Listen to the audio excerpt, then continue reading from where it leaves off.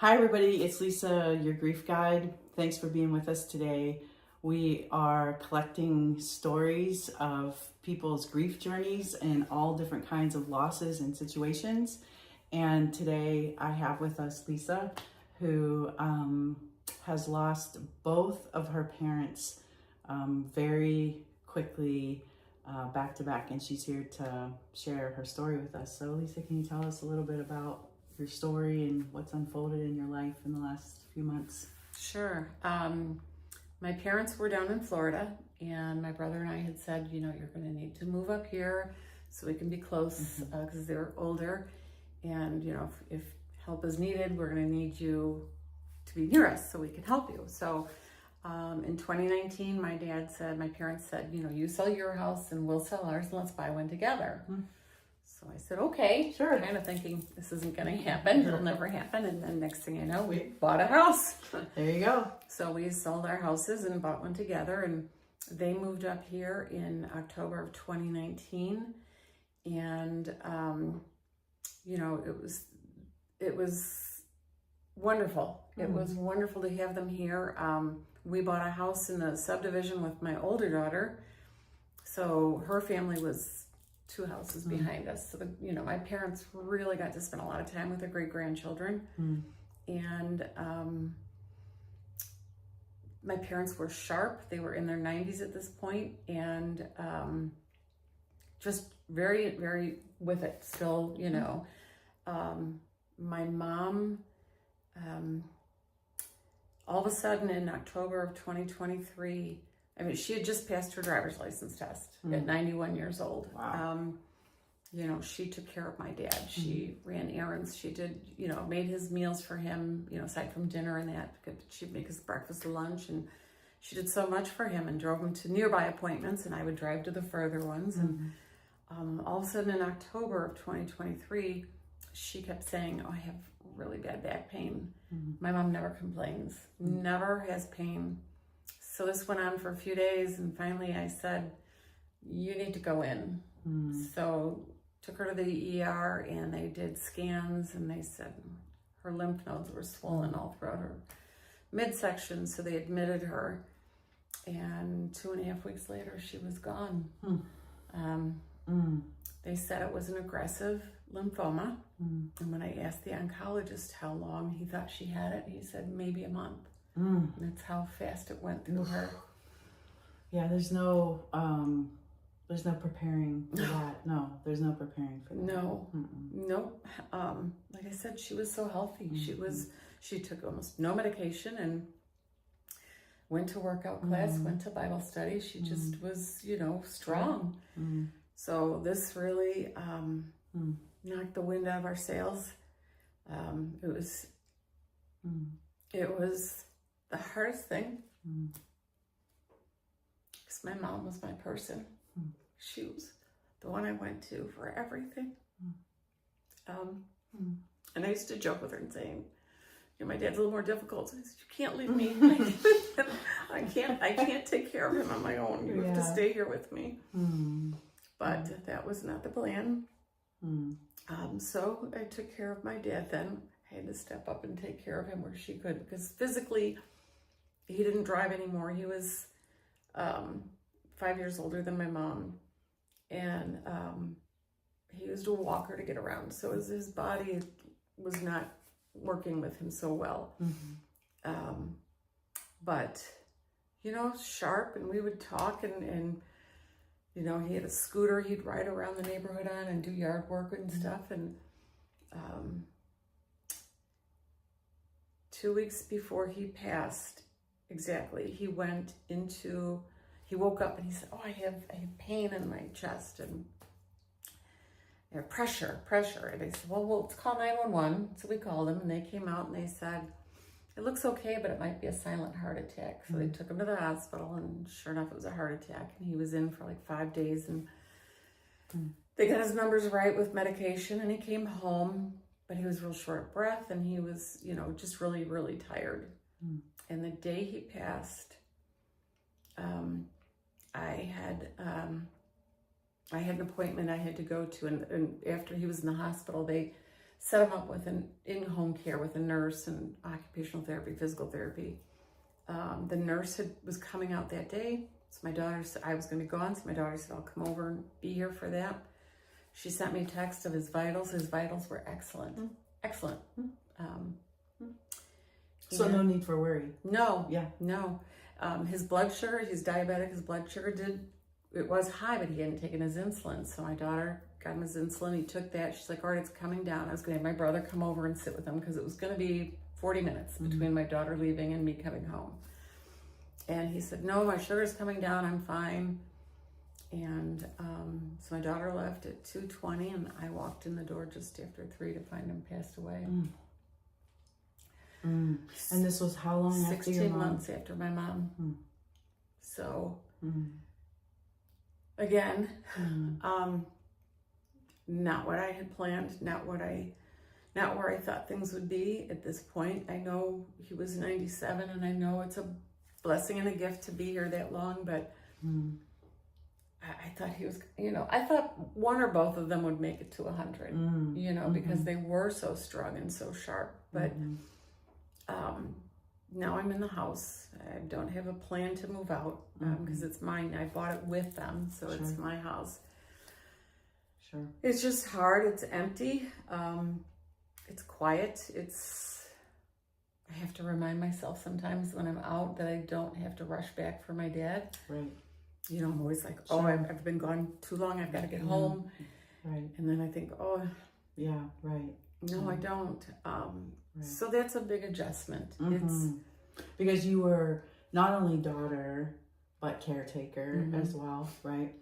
A lot of times, Lisa, in these scenarios, and I've heard it many, many times from people who lose older parents, is that there's this notion that somehow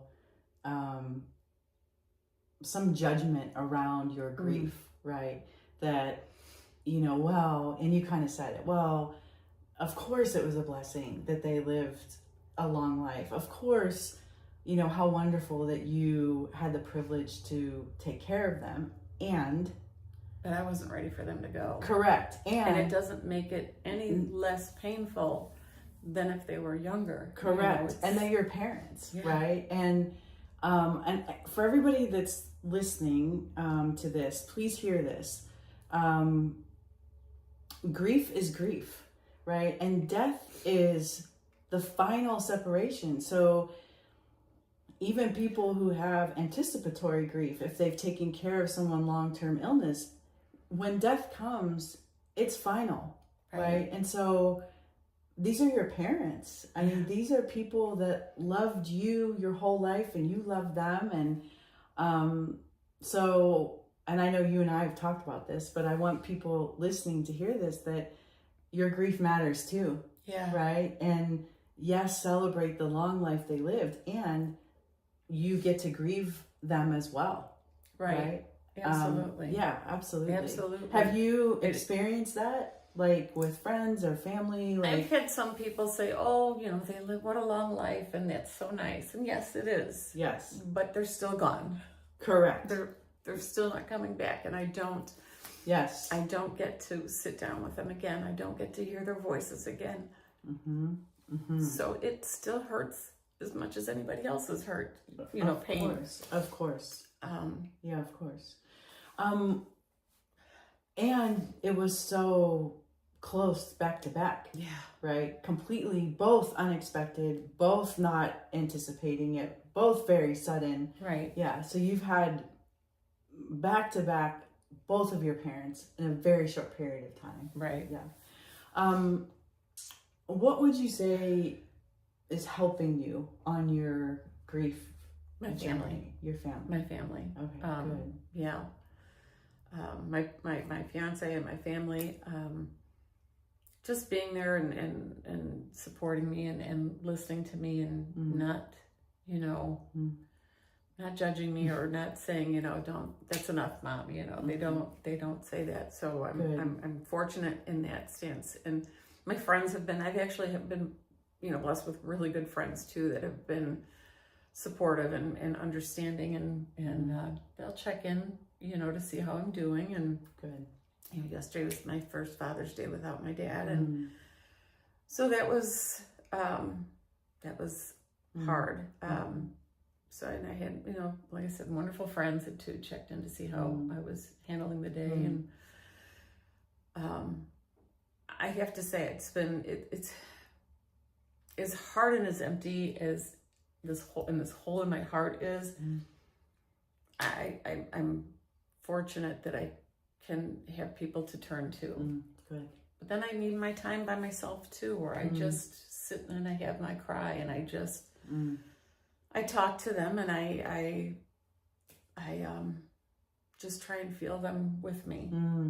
Yeah, it's so I'm so glad you said that sometimes I just need my alone time, because I think people who haven't experienced grief or deep pain, I think people get worried or nervous if, like, we want to be alone, or like, we're isolating, or, we're shutting down, I or think we need it. I think correct. I think you have to work through your emotions, and Yes. if you can't be yourself and let yourself feel everything and let everything out when you're by yourself, Yes. I mean, you're not doing yourself any good. You You're, can't hold it all in. no, you can't, you're just bottling it all up for some other time for it to come, and it may roaring come out, just Yeah. out of the blue to Right. somebody else, and they're not going to know what. Yes. Yeah, but that's such an important thing for people to hear, that it's okay in our grief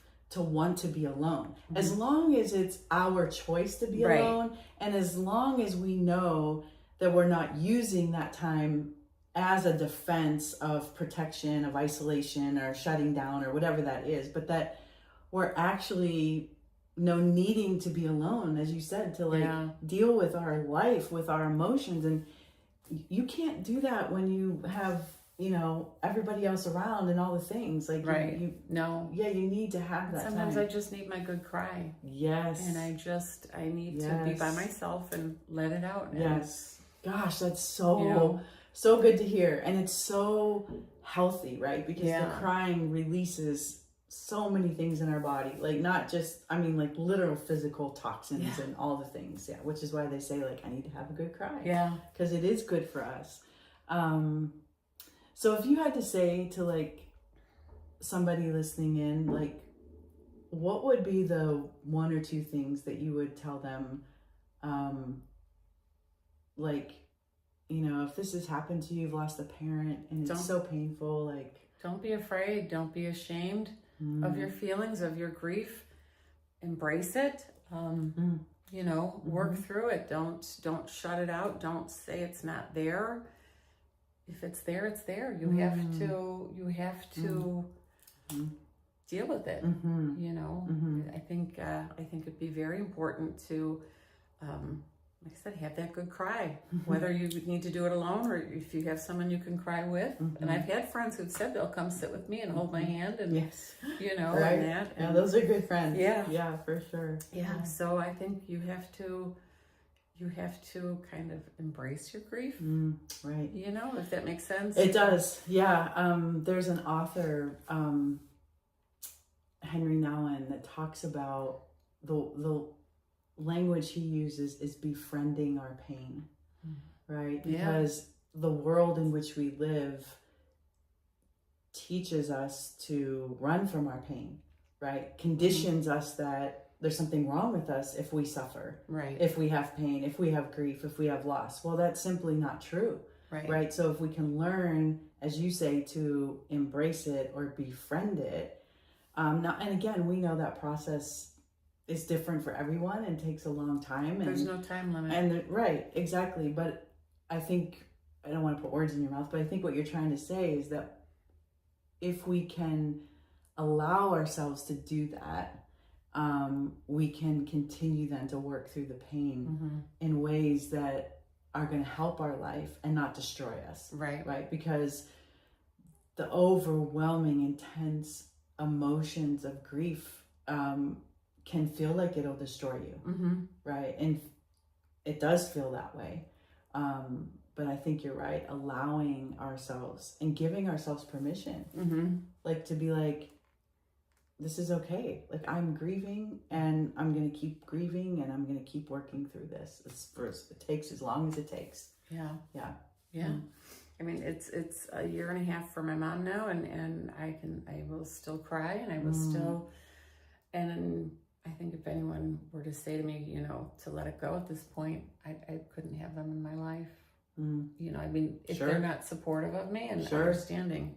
But I haven't had anyone do that. Yeah, So okay, that's good. Yeah. No, and that's a good point too. Like, sometimes I've talked about that many times. Sometimes you just need to quietly push people to the margins, right? Like, no, this isn't a competition. We're not rushing anything. Like, it takes as long as it takes. Yeah. So I'm grateful that you are giving yourself that permission and that space and have some good people around you. And I would tell anyone too, don't let anyone make you feel bad for your feelings. Don't let them tell you that, you know, they're not deserved or they're right. Not, you they're know, not right. They're not right.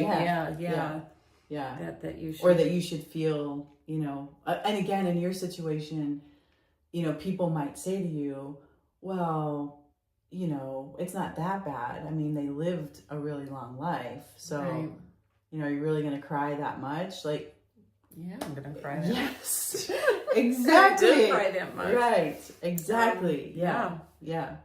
So, no, I think that's a good word to be able to say, like, you feel what you feel. Yeah. And don't be ashamed of that. No. Right? Don't let anyone make you feel ashamed of it. You know, that's just not right. You know, it's a lot. It's a lot. It is.